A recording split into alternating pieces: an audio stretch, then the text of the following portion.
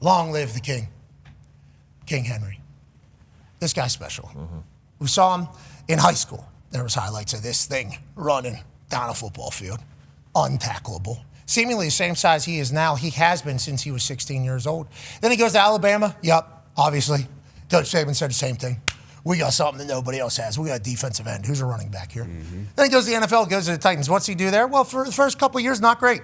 It's actually not that great. Not running behind his pads. I think he's trying to dance too much. Maybe because the NFL, he didn't think he could be the same exact guy he was in high school and in college. Then Eddie George has a conversation with him, former Titans legend, and says, hey, we dominate people, okay? You guys like you and me, we're bigger than everybody. We're stronger than everybody. We work our asses off. We just run people over. Derrick Henry started running north and south in the NFL, and guess what started happening? Tennessee Titans started winning bowl games. Tennessee Titans down in Nashville, they weren't supposed to win bowl games. What is this all about? Well, they rode this man and his shoulders and his legs to multiple different heights that they will, who knows if they'll ever see again. And the Titans are a case study in of itself. Sure. All the stars around the NFL right now, seemingly, even the coaches, are from the Titans organization within the last 5 years. They are fully ass and have completely tearing that place down, but that's a conversation for a different day. This dude, still doing this in Baltimore at this age, at this stage of his career, is outrageous. This past weekend against the Packers has his 7th 200-yard game in the history of his career. That's the most 200-yard games in the history of the NFL. He passed Adrian Peterson and O.J. Simpson. O.J., I believe, had 5. Adrian Peterson had 6. And now Derrick Henry has 7. So whenever you think about Adrian, I haven't seen O.J. Simpson play. I have seen him run. But whenever you think about Adrian Peterson and Derrick Henry, you're talking about a style of play where you can see how people or defenses will quit. Okay, because it's just a punishing. We're running with our knees up. We're running through you. We got a stiff arm if we need it. That will be a cartoonish caricature like stiff arm, and they just pound you. And once they get rolling, especially if it's early, if you see Derrick Henry pop a couple long ones in the first quarter, in the second quarter, the natural instinct is, well, by the fourth quarter, when these guys are tired and when these guys have had to eat Derrick Henry a few different times, will they be able to stop him or will they make business decisions? You factor that alongside Patrick Ricard in the backfield. Former defensive end right there, number 42. He's 315, 320 plus who can run. They can beat you up if they want to. We did a little science, okay, for this Derrick Henry thing because I thought to myself, would I ever want to stand in front of Derrick Henry? Absolutely not. So we did a little E equals MC squared. Now, obviously, E is energy, okay? And I'm not Einstein or Oppenheimer, but you get it. M is mass, obviously. C is for constant, which is the speed of light, okay? And Einstein said if you took the mass times the speed of light, you would obviously get E. So let's go ahead and do the Derrick Henry version of that. He's 252 pounds. He runs 22 miles an hour. Okay, that would be 5,500 joules of energy, which is equivalent to 45 90-mile-an-hour fastballs simultaneously hitting you. Ouch. You're standing That hurts. in a hole. Derrick Henry says, here I come.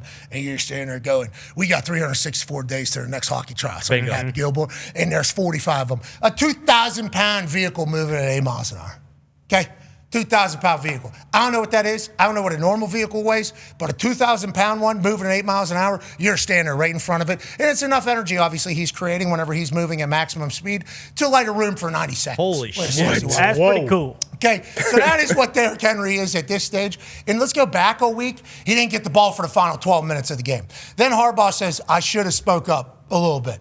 This game, 36 carries. We're riding Derrick Henry. And the Baltimore Ravens go into Week 18 in a must-win game for a playoff berth against the Pittsburgh Steelers, seemingly having it figured out that they need to give the ball to the alien they have in the backfield, and that's Derrick Henry, Darius Butler. Yeah, it's not hard to figure out. You have a modern marvel back there running the football, and the what he's been able to do throughout his career. You mentioned high school, his college, but what he's been able to do from the NFL level for this longer time is unbelievable. Yeah, just give him the damn ball. And now, you talk about our 6-game loss streak with the Colts because of injuries.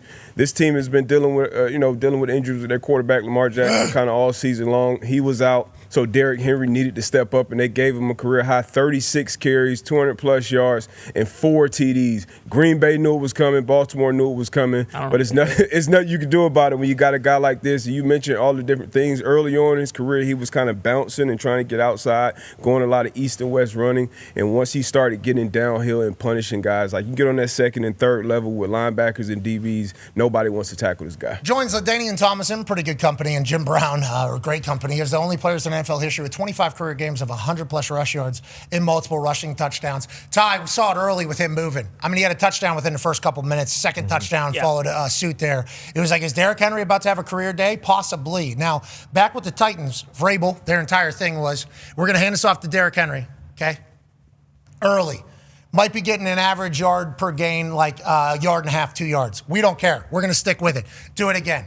Then by the third quarter, fourth quarter, it's going to become wide open. Those little holes are going to become bigger holes because Derrick Henry's just going to wear you down. He started early against you guys. You were immediately knowing that you were in a tough spot whenever he gets rolling like that, Ty? Yeah, definitely. And just, before that, he actually had the most rushing yards in the history of Lambeau Field, and Lambeau Field's been around for quite some time. So when you put that in context with everything, like, that's pretty crazy. But yeah, it's one of those things where it's so demoralizing because once it starts, and like you said, usually you're waiting for that third quarter, fourth quarter, okay, and we'll be okay in the first half. He was unbelievable in the first half, and it's one of those things. Your offense has to play perfectly. Like if you're not scoring on, because every time the Packers would respond and get a little momentum, the Ravens would get the ball back and then immediately, boom, 8-play, 80-yard drive, 12 minutes off. And if the Packers go 3 and out, that defense has to face Derrick Henry again. I mean, it is a lot of pressure to keep the ball and to keep your defense on the sideline a little bit so you don't have to eat more of Derrick Henry's knees. I mean, it's a real problem for any of these teams that have to square off against the Ravens. Yeah, for sure. And like you said, especially at this part of the season, like if your defense is even like a little banged up, like you don't have your A-plus defense out there, and that is exactly what happened. Is like they would turn the ball over or they would score, and then I don't know if the Ravens had a possession less than 6 minutes, and all of them were ending in Derrick Henry touchdowns. This is the football that we thought the Ravens would be able to win with. Now, last week they forget to give him the ball, and I think it was last year when Harbaugh came out and said, we're not going to be giving Derrick Henry the ball 20-plus times. And then they started giving him the ball 20-plus times. They started winning. This year, for some reason, they don't want to give him the ball in certain games and think bad things happen.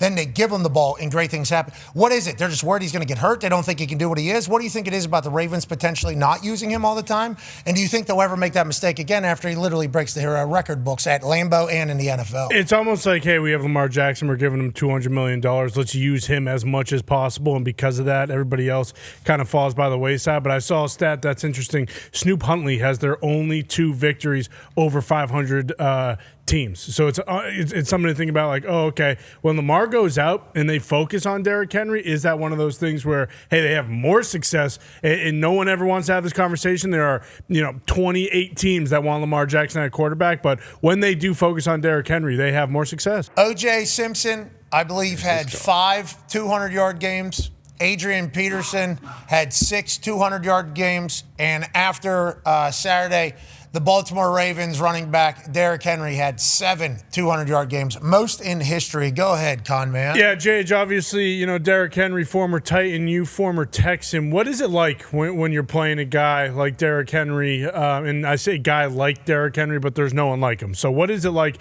playing Derrick Henry when he is rolling like that? He was unstoppable on Saturday night. He keeps the Ravens season alive and causes this Week 18 Sunday Night Football showdown against Pittsburgh. But can you just talk a little bit about Derrick Henry and some of your battles you guys had in the division back in the day? Yeah, it's not fun. It's not fun at all. And I can tell you the thing that's crazy, I mean, everybody knows it. Obviously, the discussion after last week was very loud about it. But the thing about Derrick Henry is early in the game, he may not even get rolling huge, but you just keep feeding him regardless because of the wear and tear it puts on a defense throughout the game. Having to tackle him over and over and over again wears the entire defense down by the third and fourth quarters, and then he can pop off even more big runs. So that's what gets frustrating. I mean, we've called a couple Ravens games this year, and you see them, and yeah, they fall behind a little bit, so they think you got to go to the air a little bit more. But the reality of the situation is you just keep feeding the beast, and at some point it's going to pop, and at some point it's going to demoralize the defense and wear them down, and he is going to have his way. You watch that Packers game, and it's like, yeah, that's what happens. And it's such a, for them, it's such an unfortunate stark contrast from the week before where you're like, why didn't you just do that? Because it's don't make it so complicated. Just do the stuff that's been successful for so long. And the Ravens offense is the most successful when they have that run game rolling and they're running those complex run schemes that mess with defenses, and Derrick Henry's running wild. 200 plus yards, 4 touchdowns, 1 Lambo. I think I might be on 2 of those. Jeez. What, in the 200-yard games? I think I might be on a minimum of 2. So what was it? Your team just quit? Because I think that's the thing. Like Adrian Peterson, and I said this earlier, so I don't want to act like it's my first time saying it, but I never really watched OJ play. I've seen him run but the Adrian Peterson and Derrick Henry running styles are like very punishing. Like they are beating you up. So you can see how if he was to get 130 yards, he's probably getting 150 yards, which is probably getting 200 yards. And if it was 5 quarters, probably going to be getting 300, 400 yards. Because I think his fourth quarter stats are outrageous too. Like to your point about just keep feeding him, he's going to beat you down. It's like he really can get a team to quit, make business decisions. Like what is it about it whenever he gets rolling, Jage? Yeah, the thing that I've always said about playing him, and I think a lot of teams say this, is you have to stop him in the backfield. Otherwise, that momentum going downfield and the ability, like once he's through the line of scrimmage, it's over. He's stiff arming people. He's running over people. He's running away from people. You have to try and stop him before he gets that downfield momentum going. And so, like a couple of the games that we had against him, you let him through that line of scrimmage. I think he had a 96-yard touchdown on like the first drive of the game against us. And boom, you're already halfway to 200 yards after the first drive of the game. And it's just, it's that rare combination that he can break through it, he can run over you, and then he can run away from you. Like a lot of these guys that can run through you or stiff arm you down to the ground aren't having that breakaway speed where they can get out in the open and run away from everybody. He has both, and it's unbelievable, and it's so hard to stop. But the key is you have to penetrate the backfield and stop his feet before they get going downfield north and south. We said it was cheating that he signed with the Ravens because obviously you do your E equals MC squared. I don't know what the 22nd would be in the math terms. So but 22nd power. Okay, boom, thank you. And how do I do that on my phone? I don't know how to put the 2 up there. Is there a button I can push to get Hold it down. Yeah. Hold it down. Hold it down. What, the C? The 2. The 2, and then it will help me put it up there. It'll shoot it up? Shoot it up there. Nope, it doesn't do that. That does that for the degrees if you do 0. Okay. It doesn't do it for The little the numbers. I arrow don't know how to button. do it. The little arrow up top, like if you're going to do that on the calc button, like that is what would symbolize to the power. That feels like it's so 1999, though. Do we not have Yeah, you got to get the a Texas ability? Instrument. The Apple calculator fucking TI-84. sucks. Anyways, this guy could light up a room for 90 seconds with how powerful he is, the amount of energy he could create with the amount of joules that he has, which is 5,500. Now, it'd be 45 90-mile-an-hour fastballs all at the same time. Okay, it'd be a 2,000-pound vehicle moving at 8 miles an hour, and there you are just standing in front of it with no brakes. Okay, this will be fun. That is Derrick Henry football. Jage has been there, done that. That's why I respect him. Age, did you play Derrick Henry whenever he was rolling? I never played. Nope, never played Derrick. I'm very happy I never played Derrick Henry. But Jage is right. If you don't get penetration up front and make him like reset his feet and go east to west in the backfield, you're screwed. He's coming downhill on everybody. Adrian Peterson you had, though, right, for years. Yeah, that was fun. Honestly, because we talked about it being a cheat code when he went to Baltimore because he had Patrick Ricard there too, who's like 320-pound defensive end. But back in the day, whenever it was CTE football, like you guys were playing up there in the NFC North, I mean, Adrian Peterson, I assume he had some fullback as well that was coming through there. Always. They were trying to kill you. Fine saucer. They were trying to beat you up. I mean, that's what they were trying to do, and you just had to stare it down every single time? Yeah, that's when you got to play like the old school cliche, like, hey, we got to be gap sound, nobody can peek. We got to build a wall up front and counting on all 11 guys getting to the ball to bring this dude down.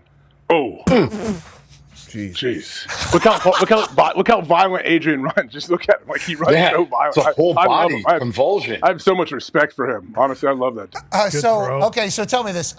Willie Gay was 170. He tried. Yeah, he definitely tried. We appreciate him doing that. But everybody's reaction being, geez, to that highlight popping up right there is special.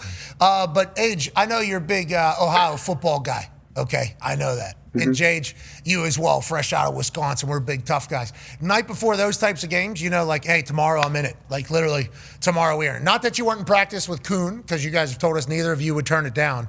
But anytime you're playing Adrian Peterson or Derrick Henry, it's a mindset, too. Like, hey, we got to this is going to be From big. the jump, Yeah. don't let him get going. Yeah, it's like, hey, don't let this guy get going, especially if you're on the road and say the first series they rip off like a 8-yarder, 12-yarder, 25-yarder. Then they get the crowd behind them, and then it's just like, all right, here we go. That's when guys start.